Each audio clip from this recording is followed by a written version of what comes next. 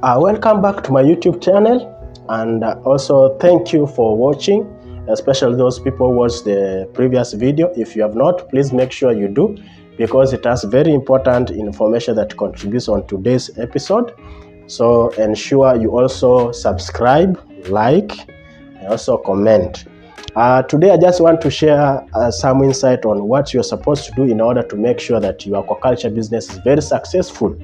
Number one, you need to have a business goal, because this gives you an aim, also gives you a purpose, and also helps you to develop approaches and strategies that at the end of the day you are going to use to achieve your goal.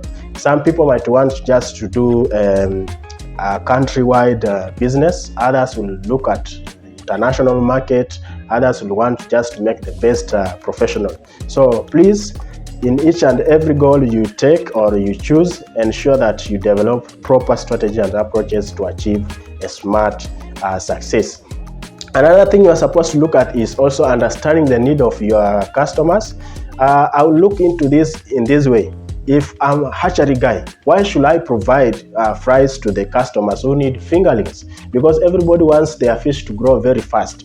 But if you provide fries and then you cheat this customer that is fingerlings, as time goes by, they will be enlightened and they will find out that you cheated on them. Thus, losing the customers. At the same time, also your name will be tainted, because at the same time, the same person you cheated will also portray a negative image of your aquaculture business. So make sure that everything you provide, every service you provide to the customers is customer driven. You provide what they want and what they are looking for, and also try to package it in a standard that will certify them, to ensure that you get referrals, and also these customers can be your regular people, or they can come and buy your product each and every time. Another thing you're supposed to be looking at is the issue of doing a proper research of your competitors. This, you are supposed to be looking at the existing successful businesses, aquaculture businesses. You are supposed to be looking at also those that are coming up. What are their strengths? What are their opportunities? What are their weaknesses? So that you can come up with a plan that will share or make sure that your business is on the top of the game, or at the end of the day it is up to standard and it is competitive enough, and also looking at the future competition also, just to make sure that you remain relevant to the market.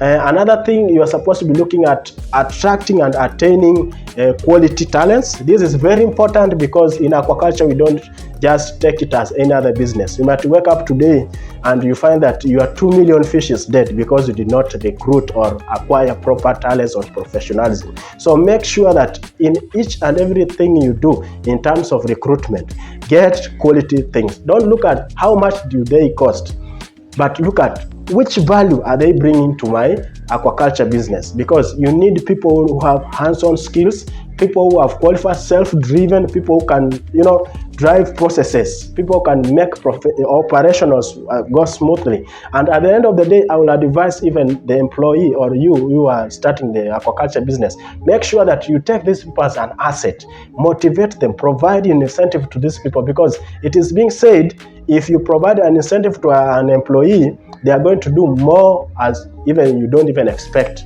So make sure that you value this customer, have good relationship with these people, so that there might not be a point where this employee do what is not supposed to be done, or they just feel like you don't value their professionalism. Another thing you are supposed to be looking at is the issue of being transparent to your team.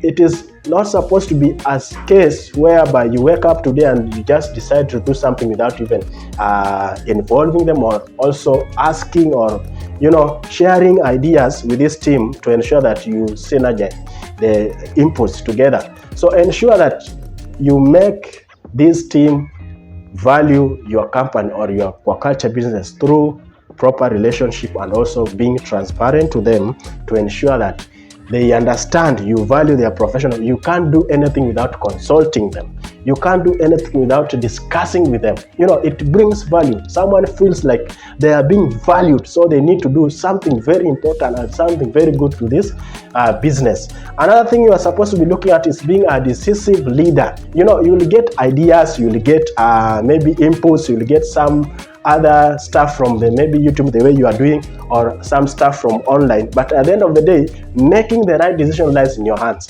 And this calls for someone who is creative and analytical. You come out with method and try to figure out, what am I supposed to do in order to bring up the best aquaculture business in my area, or in my country, or international. So ensure that you are a decisive leader who can sit down and analyze information and things, and also ideas, to ensure that you provide the best of the best in terms of now the decision making. Another thing you are supposed to be looking at is the issue of now learn to be patient. In aquaculture, we don't just wake up today and then you say, I want to make profit right now. No, it doesn't happen like that. But what happens in aquaculture, they say you make a total steps that leads you to growth, instead of making hairs pressure and bring you to failure. So make sure that you are moving systematically and making sure that you take the steps with a lot of carefulness. In aquaculture, you might find today you did something, maybe you hatched catfish today and all the fries died. What do?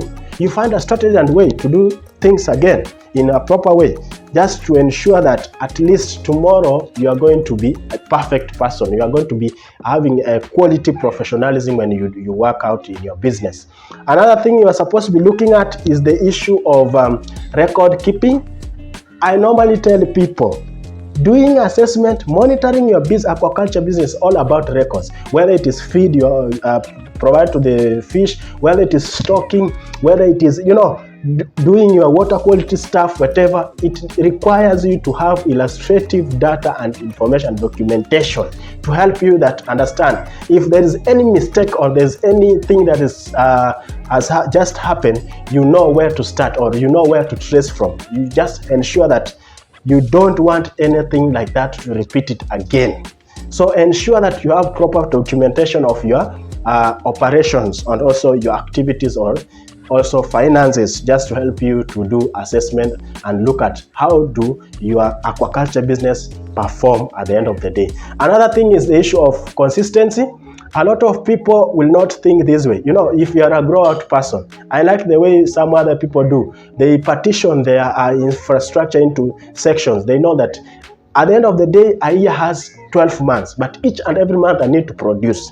And out of this, I need to have a strategic way where I'm supposed to supply to my customer each and every moment. Today, I call you, I tell you I want fingerlings. I will get even millions of the fingerlings at the same time. So if you have that consistency, customers will love to have someone they can rely on. Customers, they will love to have someone they can, if they want that fingerling, they will get it anytime. If they want fish, they will get it each and every time they want it. So you'll be the best person if you can do that. So another thing we are supposed to be looking at also the issue of being organized. Sometimes people think like you can just wake up and do an aquaculture infrastructure, recruit a few people, and then you are ready to go. No, each and everything should have a plan. Each and every sector should have an organized plan. Sometimes I visit some businesses and you find like everybody wants to talk, everybody wants to market their company, everybody that's very wrong. You need to organize your business. This person is supposed to handle this person is supposed to handle this is how it's supposed to be done. Each and every day, this is what is supposed to be done to ensure that there is proper operationalization of your aquaculture business. And then the last thing, and it is not actually the least, is the issue of being flexible and creative. Today I start up a grow out, or I want to rear the grow out fish, and I realize, okay, in my area there's a lot of farmers that need fingerlings. What happens? I go for it, because at the end of the day, it's something. At the end of the day, I'm looking for money. So if there is a lot of farmers who are looking for fingerlings, why not? Why not just come up with a strategy that I can provide these fingerlings to these farmers? If today I do fingerlings and then I realize, people want grow out fish, why should I not provide this product? Because I always tell people, diversify your aquaculture business. Don't just rely on grow out only. You can think of also doing hatchery stuff, because it will also help you to have your own fingerlings to stock in your ponds. So if you wrap up all these characteristics and you ensure that you find out more information and sit down and critique and go about your business, everything is going to be very good. So thank you so much and see you next time.